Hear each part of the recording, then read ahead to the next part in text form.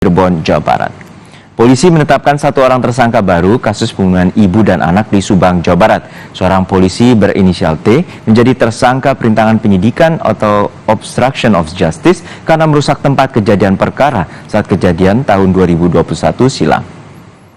Kasus pembunuhan ibu dan anak di Subang memunculkan tersangka baru. Satu tersangka berinisial T yang merupakan anggota Resmob Polres Subang. Tersangka saat kejadian pada Agustus 2021 itu memerintahkan saksi S untuk menguras bak mandi di TKP.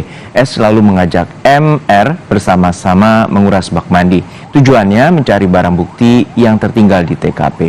Dikurasnya bak mandi menyebabkan tim Inavis kesulitan dalam melakukan olah TKP. Kegiatan tersangka T tanpa seizin tim Inavis.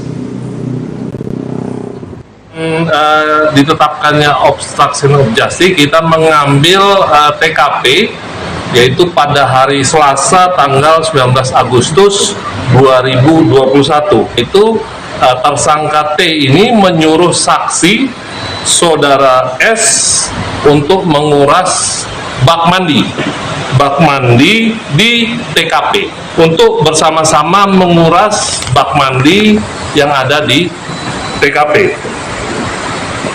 Tujuan dari menguras bak mandi ini oleh tersangka T adalah untuk mencari barang bukti yang tertinggal di TKP.